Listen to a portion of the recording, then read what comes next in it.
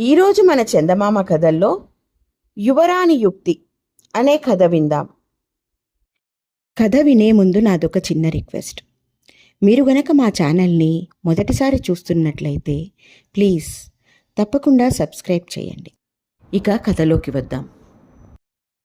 విదర్భ దేశపు యువరాణి రత్నమంజరి ఒకసారి తన చెలికత్తెలతో వనవిహారానికి పోయి అక్కడ ఉన్న కొలనులో స్నానం చేసింది. అటు వచ్చినప్పుడల్లా ఆమె ఆ కొలనులో స్నానం చేస్తూ ఉండేది. స్నానం చేసే ముందు ఆమె తన నగలన్నీ తీసి ఒక చోట పెట్టింది. జలకాలాడి ఆమె గట్టు మీదకి వచ్చి తన నగలు తిరిగి ధరించేటప్పుడు తన చిటికెన వేలి రవ్వల ఉంగరం పోయినట్లు తెలిసింది. అలా ఇది వరకెన్నడూ జరగలేదు.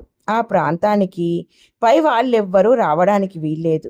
యువరాణి స్నానం చేసేదాకా అటుకేసి ఎవరూ రాకుండా చూడడం ఆమె చెలికత్తెల పని. అందుచేత ఉంగరాన్ని దొంగిలించినది చెలికత్తెలలో ఒకతే అయి ఉండాలి. ఈ పని చెలికత్తెలందరూ కలిసి చేసి ఉండడం అసంభవం. వాళ్ళందరూ యువరాణి కోసం ప్రాణాలు ఇయ్యగలవాళ్ళు. అందరినీ సోదా చేస్తే ఉంగరం దొరికిపోతుంది. కానీ ఒకతే చేసిన పాడు పనికి అందరినీ సోదా చేసి వారి మనసు నొప్పించడం యువరానికి ఇష్టం లేకపోయింది. ఎవరినీ నొప్పించకుండా దొంగను ఎలా పట్టడం? నగరంలో ప్రశ్నలు చెప్పే వాళ్ళున్నారు. దొంగతనాలు జరిగితే నష్టపోయిన వాళ్ళు ఈ జ్యోతిష్కులను ప్రశ్నలు అడిగి దొంగలను పట్టడానికి ప్రయత్నించేవారు. ఈ సంగతి యువరాణి చాలాసార్లు విని ఉన్నది. ఆమెకు ప్రశ్నలు చెప్పే వాళ్లలో ఏమాత్రం నమ్మకం లేదు. అయినా అలాంటి వాణ్ణి తాను ఉపయోగించుకుని దొంగను పట్టవచ్చునని ఆమెకు తోచింది. అంతఃపుర స్త్రీలు ఒక జ్యోతిష్కుణ్ణి గురించి గొప్పగా చెప్పి అతన్ని ప్రశ్న అడిగితే పోయిన ఉంగరం జాడ తెలియవచ్చునన్నారు. యువరాణి రహస్యంగా ఆ జ్యోతిష్కుడికి కబురు పెట్టింది. అతడు వచ్చాడు. యువరాణి అతనితో, నా చేతి కంకణం ఉదయం నుండి కనిపించడం లేదు. దాన్ని ఎవరు తీసి ఉంటారో చెప్పగలరా అని అడిగింది. జ్యోతిష్కుడు కొంచెంసేపు ఏదో గుణించి, యువరాణి, ఆ కంకణం ఇప్పటికే చాలా చేతులు మారిపోయింది. ఓ 15 రోజుల్లో దానంతట అదే మీకు అందగలదు అన్నాడు. తప్పు. నా కంకణం ఎవ్వరూ ఎత్తుకుపోలేదు. నేను మీతో అబద్ధం చెప్పాను. నా కంకణం నా నగల పెట్టెలోనే ఉన్నది. నిజంగా పోయింది నా ఉంగరం. దాన్ని తీసింది కూడా నా చెలికత్తెలలో ఒకతే. దొంగలను పట్టేందుకు మీ శక్తి చాలదు కనుక నా యుక్తిని మీ ద్వారా ఉపయోగపరుస్తాను. నేను చెప్పినట్లు చెయ్యగలరా అని యువరాణి జ్యోతిష్కుణ్ణి అడిగింది. చిత్తం, మీరెలా చెబితే అలా చేస్తాను అన్నాడు జ్యోతిష్కుడు. యువరాణి అతనికి చెప్పవలసింది చెప్పి అతన్ని రహస్య మార్గాన బయటకు పంపేసింది.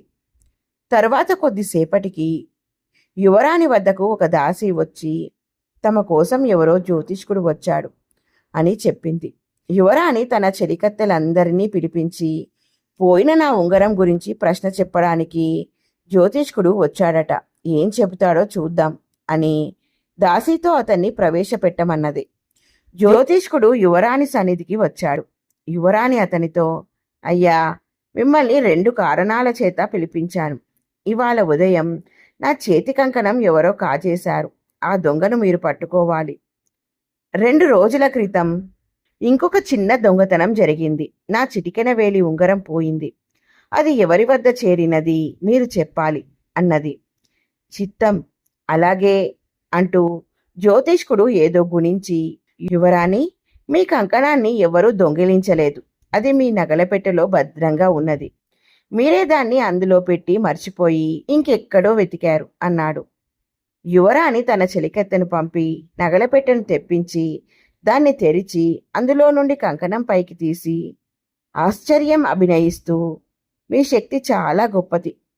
దయచేసి నా ఉంగరం జాడ కూడా చెప్పండి. దాన్ని తీసిన వారు అంతఃపురంలో వారే అయితే నిశ్చయంగా తల తీయిస్తాను అన్నది. దొంగకు అంత కఠిన శిక్ష విధిస్తానంటున్నారు కనుక నేను నిజం చెప్పి ఒకరి ప్రాణం నిలువునా తీయడానికి సంకోచిస్తున్నాను. మీరు కొద్ది శిక్షతో పోనిచ్చే పక్షంలో దొంగ పేరు ఈ క్షణం చెబుతాను అన్నాడు జ్యోతిష్కుడు. దొంగ తన తప్పు ఒప్పుకుంటే ఇదే మొదటి తప్పైతే మీ తృప్తి కోసం క్షమిస్తాను. కానీ మీ నోటి మీదుగా దొంగజాడ తెలిసినాక మరణదండన తప్పదు అన్నది యువరాణి. ఆమె ఈ మాట అన్న మరుక్షణం సునందిని అనే చెలికత్తె యువరాణి కాళ్ళ మీద పడి బోరున ఏడుస్తూ, బుద్ధి గడ్డి తిని పాడు పని చేశాను. ఈ చిన్న ఉంగరం నా ప్రాణం మీదకి తెస్తుందని కలలో కూడా అనుకోలేదు అన్నది. శిక్ష ఉంగరం విలువను బట్టి కాదు, నమ్మక ద్రోహానికి. ఉంగరం కావలిస్తే నన్ను అడగరాదా? ఏదో అవకాశం చూసి ఇయ్యకపోయానా? ఇక ఎన్నడూ ఇలాంటి పనులు చెయ్యకు అని యువరాణి సునందినిని క్షమించి జ్యోతిష్కుడికి బహుమానం ఇచ్చి పంపించేసింది. ఎలా ఉంది ఫ్రెండ్స్ ఈ కథ? బాగుంది కదూ? నచ్చిందా? అయితే లైక్ చేయండి. మీ బంధువులకు, స్నేహితులకు ఈ కథలను షేర్ చేయండి. మరిన్ని మంచి మంచి కథల కోసం మా ఛానల్ను తప్పకుండా సబ్స్క్రైబ్ చేయండి. మరొక మంచి కథతో మళ్ళీ కలుద్దాం. ఉంటాను మరి.